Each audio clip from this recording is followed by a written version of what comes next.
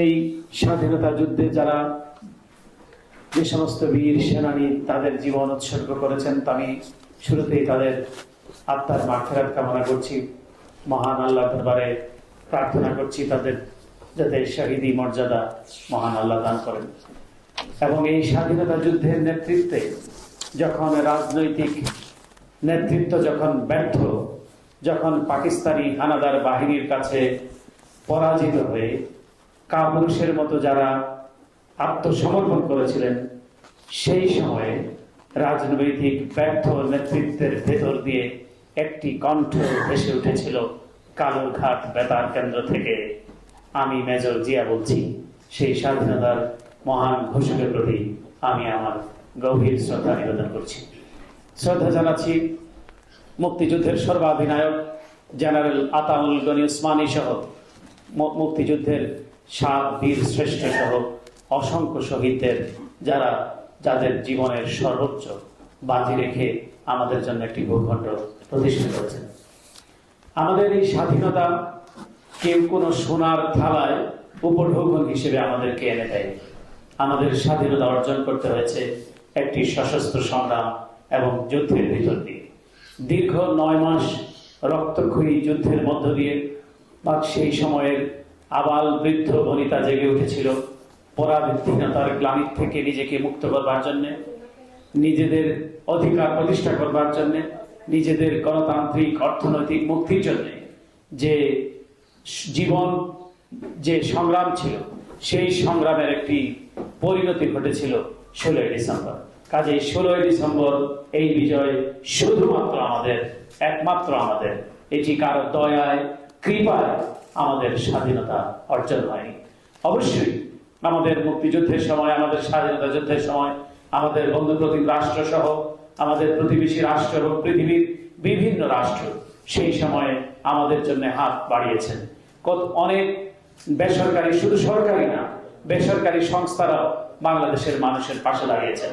আপনাদের জর্জ হ্যারিসনের সেই গানের কথা নিশ্চয়ই মনে আছে, যে ম্যাডিসন স্কয়ারে যে বাংলাদেশ বাংলাদেশ গানে যে গর্জে উঠেছিল লাখো লাখো ভিনদেশী মানুষ বাংলাদেশের স্বাধীনতা মুক্তির সংগ্রামে সংহতি প্রকাশ করবার জন্য। সুতরাং এটি একটি ছিল সামগ্রিক অর্জন এবং সকলের বন্ধুপ্রতিম রাষ্ট্র, জনগণ, নাগরিক সকলের সম্মিলিত সহযোগিতার মধ্য দিয়ে আমরা এই স্বাধীনতা অর্জন করেছি। কিন্তু দুর্ভাগ্যের বিষয়, আমাদের এই ভিন দেশি অথবা অন্য ভাষাভাষী মানুষের দ্বারা আমরা নির্যাতিত হয়েছি, নিপীড়িত হয়েছি বলে আমরা যখন স্বাধীনতার মর্ম উপলব্ধি করেছি, কিন্তু স্বাধীনতার পরবর্তী সময়ে আমাদের নিজ ভাষাভাষী মানুষ নিজেরা যারা রাজনৈতিক নেতৃত্ব দিয়েছেন বলে দাবি করেন, তাদের দ্বারাই প্রথমেই আমাদের স্বাধীনতার স্বাদ পর্যবেসিত হয়। একদলীয় শাসনের যাতা করে বাংলাদেশ নিষ্পেষিত হয়। বাকশালের মতো একটি রাষ্ট্র ব্যবস্থাকে বাংলাদেশের উপর চাপিয়ে দেওয়া হয় এবং তখনই বাংলাদেশের গণতন্ত্র প্রথমবারের মতো নির্বাসিত হয়, বাক স্বাধীনতা হরণ হয়, মানুষের মুক্তি পর্যবসিত হয়। কিন্তু এর পরবর্তীতে আমরা দেখেছি যে আমরা বিভিন্ন সময়ে বিভিন্ন ধাপে আমাদের স্বাধীনতা, আমাদের যে স্বাধীনতার যে মূল্যবোধ সেটি বাধাগ্রস্ত হয়েছে। আমরা দেখেছি এই বাংলাদেশে এক জেনারেল এরশাদের মতো স্বৈরাচারের বিরুদ্ধে মানুষকে জীবন দিতে হয়েছে। আমরা সর্বশেষ আমরা দেখেছি যে আমাদের যে জুলাই গণ অভ্যুত্থান, বাংলাদেশে 1.5 দশক ধরে একটি অনির্বাচিত অবৈধ স্বৈরাচারী সরকার বাংলাদেশের মানুষের উপর জগদ্দল পাথরের মতো চেপে বসেছিল। সেই পাথরকে সরাতে জেগে উঠেছিল, আর সেই স্পৃহায় উজ্জীবিত হয় মুক্তির সংগ্রামে, স্বাধীনতার সংগ্রামে, গণতান্ত্রিক অধিকার প্রতিষ্ঠার বাসনা নিয়ে বাংলাদেশের আবাল বৃদ্ধ বনিতা রাস্তায় নেমেছিল। অসংখ্য তরুণ, অসংখ্য ছাত্র সেই আন্দোলনে জীবন দিয়েছে। একটি স্বাধীন দেশে একটি সরকার দ্বারা, নিজ ভাষাভাষী সরকার দ্বারা এইভাবে গুলি করে বাংলাদেশের রাজপথকে যে রঙিন করেছে, জাতিসংঘের হিসাব মতে 1400-এর মতো মানুষকে জীবন দিতে হয়েছে এই জুলাই গণ অভ্যুত্থানে। এবং একটি ক্ষমতাকে ধরে রাখবার জন্য, ক্ষমতাকে প্রলম্বিত করবার জন্য হেন কোনো অপচেষ্টা নাই যেটা বিগত শেখ হাসিনা সরকার করে নাই। রাষ্ট্রীয় বাহিনীকে ব্যবহার করে গুলি চালিয়েছে, অসংখ্য মায়ের বুককে খালি করা হয়েছে, অসংখ্য স্ত্রীকে বিধবা করা হয়েছে, অসংখ্য মা তার ছেলেকে হারিয়েছে। এই বাস্তবতার ভেতর দিয়ে মানুষ আবার নতুন করে ভাবতে শিখেছে। মানুষ কিন্তু তার নতুন করে তার স্বপ্ন দেখতে শুরু করেছে। মানুষ একটি গণতান্ত্রিক বাংলাদেশ বিনির্মাণের জন্য মানুষ এখন ঐক্যবদ্ধ। এই সরকার, বর্তমান অন্তর্বর্তীকালীন সরকার প্রফেসর মোহাম্মদ ইউনূসের নেতৃত্বাধীন, আপনারা জানেন যে যে অধিকার বাংলাদেশে লুণ্ঠিত হয়েছিল, যে তিনটি নির্বাচন বাংলাদেশ থেকে উধাও হয়ে গিয়েছিল, যে নির্বাচন মানুষের যে গণতান্ত্রিক মূল অধিকার, যেটি মানুষের ভোটাধিকার, সেটি যে হরণ করা হয়েছিল, সেই ভোটাধিকারকে প্রতিষ্ঠা করবার জন্য প্রফেসর মোহাম্মদ ইউনূসের নেতৃত্বাধীন অন্তর্বর্তীকালীন সরকার নির্বাচনের সময়সীমা ঘোষণা করেছে। আগামী ফেব্রুয়ারির 12 তারিখে এদেশের মানুষ অবাধ, নির্ভয়ে, নির্বিঘ্নে তাদের ভোটাধিকার প্রয়োগের মধ্য দিয়ে তাদের ভবিষ্যৎ রচনায় নিজেদেরকে নিয়োজিত করবে। নতুন নির্বাচিত সরকার বাংলাদেশের রাষ্ট্রীয় দায়িত্ব গ্রহণ করবে। ঠিক সেই মুহূর্তে বাংলাদেশে পরাজিত শক্তি এবং তাদের দোসররা বাংলাদেশে একটি অস্থিতিশীল অবস্থা তৈরি করার পায়তারা করছে। যেভাবে তারা ক্ষমতায় থেকে ভোটাধিকারকে লুণ্ঠন করেছে, এখন তারা জনগণের তাড়া খেয়ে পালিয়ে গিয়ে আবার তারা জনগণের সেই রায়কে বাধাগ্রস্ত করবার জন্য, জনগণের ভোটাধিকারকে বাধাগ্রস্ত করবার জন্য তারা তাদের সকল ধরনের চেষ্টাকে নিয়োজিত রেখেছে। কিন্তু বাংলাদেশের মানুষ সচেতন, বাংলাদেশের মানুষ জানে যে তাদেরকে কি ভাষায় কোন পরিস্থিতিকে মোকাবিলা করতে হবে। তো আমরা বিশ্বাস করি যে বাংলাদেশে একটি অবাধ, গ্রহণযোগ্য নির্বাচন অনুষ্ঠিত হবে এবং ফেব্রুয়ারিতেই নতুন নির্বাচিত সরকার বাংলাদেশের রাষ্ট্রীয় পরিচালনার দায়িত্ব গ্রহণ করবে। এই সময়টা খুবই সংবেদনশীল সময়, খুবই সেন্সিটিভ সময়, এবং এই সেন্সিটিভ সময় আমি মনে করি সকলের একটা সেন্সিটিভ আচরণ করা উচিত।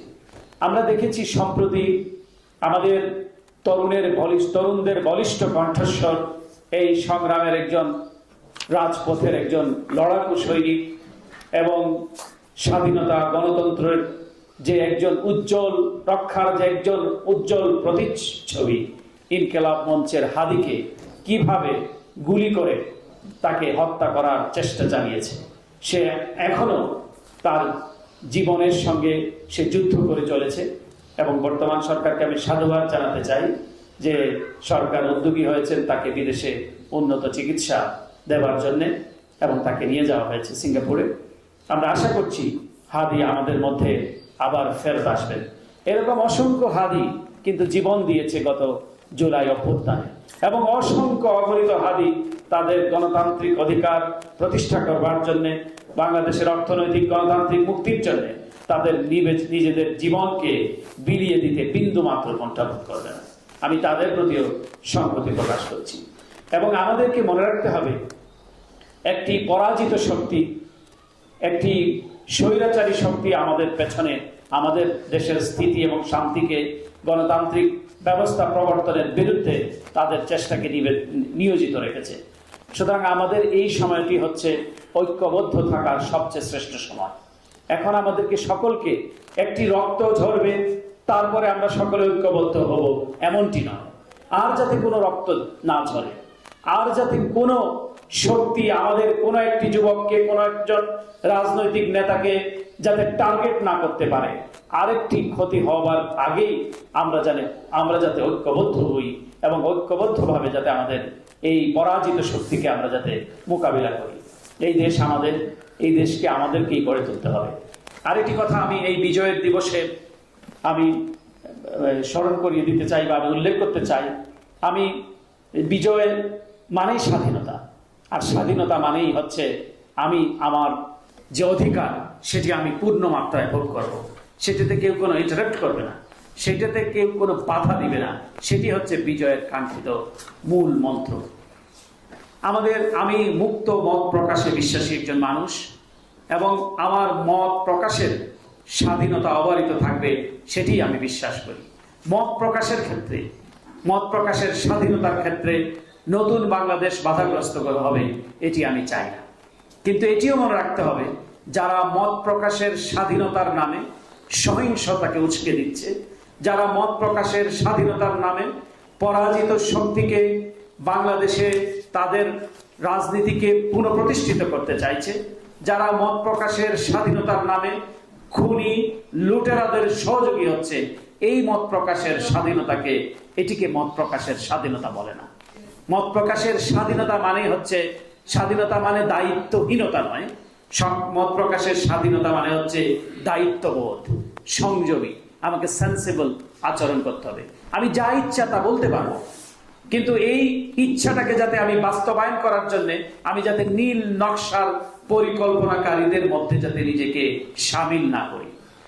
মত প্রকাশের স্বাধীনতা যেমন অবারিত থাকতে হবে, ঠিক তেমনি ভাবে এই নতুন বাংলাদেশে, এই গণতান্ত্রিক বাংলাদেশ বিনির্মাণের জন্য যারা রক্ত দিয়েছে, আত্মাহুতি দিয়েছে, যাদেরকে হেলিকপ্টার থেকে গুলি করে হত্যা করা হয়েছে, যাদেরকে সরাসরি গুলি করে হত্যা করা হয়েছে, এবং যেই গুলির নির্দেশ দিয়েছে সরাসরি সেই স্বৈরাচারী সরকার প্রধান, তার প্রতি আনুকূল্য, তার প্রতি সংগতি, তাকে পুনর্বাসিত করার চেষ্টাকে অন্তত আর যাই হোক মত প্রকাশের স্বাধীনতা বলে না।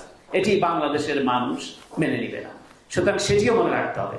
আবার এটিও বিবেচনায় রাখতে হবে, কারো ব্যক্তিগত আক্রোশ, কারো ব্যক্তিগত প্রতিদ্বন্দ্বিতা অথবা কারো ব্যক্তিগত প্রতিশোধ প্রবণতাকে গভর্নমেন্ট তাকে এন্ডোর্স করতে পারে না। তার মধ্যেও গভর্নমেন্ট সামিল হতে পারে না। ব্যক্তিগত বিরোধ থাকতেই পারে, ব্যক্তিগত আক্রোশ থাকতেই পারে। তার ক্ষেত্রে রাষ্ট্রকে অথবা রাষ্ট্রযন্ত্রকে অথবা রাষ্ট্রযন্ত্রের কোন শৃঙ্খলা বাহিনীকে ব্যবহার করাটাও এই বাংলাদেশে যারা রক্ত দিয়েছে তাদের পরিবার এবং তাদের যারা স্বজন, এটি বাংলাদেশে তারা চায় না। এই বিষয়ে আমাদেরকে মনে রাখতে হবে। আরেকটি বিষয়ের প্রতি আমি গুরুত্ব আরোপ করতে চাই, যে আমাদের এখন একটা সেন্সিবল বিহেভ করার সময় এসেছে। সেটি সেন্সিবল বিহেভ করতে হবে এই কারণে, কারণ একটা সেন্সিটিভিটি, একটি সংবেদনশীল পরিস্থিতির আমরা মুখোমুখি হচ্ছি। আমাদের ভেতরে বাইরে নানা ধরনের ষড়যন্ত্র চলছে। আমাদের দেশকে নিয়ে, আমাদের দেশের অস্তিত্বকে নিয়ে, আমাদের দেশের অর্থনৈতিক প্রগতি সমৃদ্ধকে নিয়ে যখন ষড়যন্ত্র চলছে, এই ষড়যন্ত্রে যাতে আমরা পা না ফেলি। আমাদের বক্তৃতা, বিবৃতি, ফেসবুক পোস্ট, টুইটার, লিঙ্কডইন, এগুলোতে যাতে আমরা সেন্সিবল যাতে আমরা আচরণ করি। ইউটিউব, আমরা যাতে এমন কিছু যাতে না করি যাতে সহিংসতাকে উস্কে দেয়, অথবা পরাজিত শক্তি, পলাজিত এবং পলাতক শক্তি, খুনি এবং তাদের দোসররা, তারা যাতে কোনো চান্স না পায়। তারা যাতে এটিকে উপলক্ষ করে তারা যাতে তাদের হীন রাজনৈতিক স্বার্থ চরিতার্থ করবার জন্য আবার যাতে একটি প্রয়াস না পায়, আবার যাতে বাংলাদেশের মানুষের উপর জগদ্দল পাথরের উপর চেপে বসার স্বপ্ন না দেখতে পারে। সুতরাং আমাদের বক্তৃতাতে যারা রাজনৈতিক নেতৃত্ব আছেন, আমি তাদের প্রতি আমার অনুরোধ থাকবে, কারণ এই বাংলাদেশ আমরা নতুন ভাবে বিনির্মাণের স্বপ্ন দেখছি। এই বাংলাদেশে গণতান্ত্রিক অধিকার প্রতিষ্ঠা করবার জন্য আমরা সকলে প্রাণপণ চেষ্টা করছি। এই সময়ে আমাদের প্রত্যেকের, বিশেষ করে যারা ফেসিবাদী শক্তির বিরুদ্ধে যে সমস্ত রাজনৈতিক শক্তি বাংলাদেশে এখন আছে এবং যে সমস্ত ছাত্র জনতা, সিভিল সোসাইটি, প্রত্যেকের প্রতি আমার স্বনির্বন্ধ অনুরোধ থাকবে, আমাদের লেখনীতে, আমাদের কথা বলায়, আমাদের যোগাযোগের ক্ষেত্রে আমাদের অত্যন্ত দায়িত্বশীলতার পরিচয় দিতে হবে।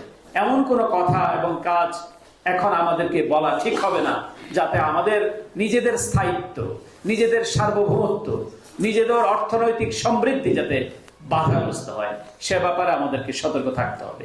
আমরা স্বৈরাচারকে হটিয়েছি ঠিকই, কিন্তু এখন তো আমাদের বাংলাদেশকে বিনির্মাণ করতে হবে। আমরা তো সবসময় একটা ঝড়, ঝঞ্ঝা, বিক্ষোভের মধ্য দিয়ে আমাদের প্রজন্মকে ঠেলে দিতে পারি না। আমাদের শিক্ষা ব্যবস্থাকে ঢেলে সাজাতে হবে। আমাদের বাচ্চারা যাতে নিরাপদে স্কুলে যেতে পারে, যাতে তার পড়াশোনা শেষে যাতে তার একটা চাকরির বন্দোবস্ত হয়, একটি কর্মসংস্থানের ব্যবস্থা হয়, ব্যবসায়িক যে একটা অনুকূল পরিবেশ থাকে, ভিনদেশি ব্যবসায়ীরা, বিনিয়োগকারীরা যাতে বাংলাদেশে বিনিয়োগের জন্য একটা সবচেয়ে নিরাপদ স্থান হিসেবে যাতে তারা ভাবে, সেই পরিবেশও তৈরি করতে হবে। আমরা বিক্ষুব্ধ, আমরা আন্দোলনের নেতৃত্ব দিব ঠিকই, কিন্তু সেই আন্দোলনের যে পরিমিতি বোধ, সেটিও আমাদেরকে মনে রাখতে হবে। কারণ বাংলাদেশ, আমরা অনেকেই অনেক ধরনের আবেগ আমাদের আছে সঙ্গত, সেই আবেগ থাকাটাই স্বাভাবিক, কিন্তু সেই আবেগের সঙ্গে সঙ্গেও মনে রাখতে হবে আমাদের দেশের স্থায়িত্ব, আমাদের দেশের স্থিতি, আমাদের দেশের মানুষের প্রগতি, আমাদের দেশের মানুষের অর্থনৈতিক সমৃদ্ধি, বিনিয়োগ। কারণ এগুলি পরে না হলে পরে আমরা আমাদের রাষ্ট্র ব্যবস্থা ব্যর্থতায় পর্যবেসিত হবে।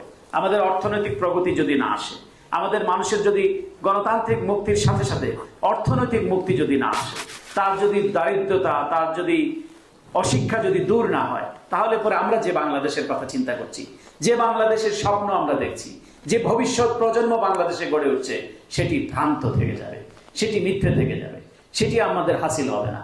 সুতরাং আমি অনুরোধ করব, আমাদের এই বাংলাদেশে আমরা যাতে ব্যক্তিগত লাভালাভ, ব্যক্তিগত আবেগ অনুভূতি, ব্যক্তিগত আক্রোশ প্রতিশোধ প্রবণতাকে যাতে একটা লিমিটের মধ্যে রাখি। আমরা যাতে বৃহত্তর স্বার্থ, জাতীয় স্বার্থ, সেই স্বার্থকে যাতে আমরা সামনে রাখি। তাহলে পরে যেই বিজয় দিবসের আমরা বার্ষিকী পালন করছি, যেই বিজয় দিবস নিয়ে আমরা গর্ব অনুভব করছি, যে বিজয়, যে পতাকা, যে মানচিত্র, যে ভূখণ্ড নিয়ে আমরা সামনে এগোতে চাই, তখনই কেবল সম্ভব হবে। অন্যথায় আমরা যদি শুধু হিংসা, বিদ্বেষ, হানাহানি, একে অপরকে হেনস্থা করার যে প্রতিযোগিতা, একটা অসুস্থ প্রতিযোগিতা, তার চেয়ে আমরা সুস্থ প্রতিযোগিতায় নিজেদেরকে নিয়োজিত রাখি, তাহলে পরে এই দেশ, এ সমাজ, এই জাতি আমাদের দ্বারা উপকৃত হবে। আল্লাহ হাফেজ। বাংলাদেশ জিন্দাবাদ।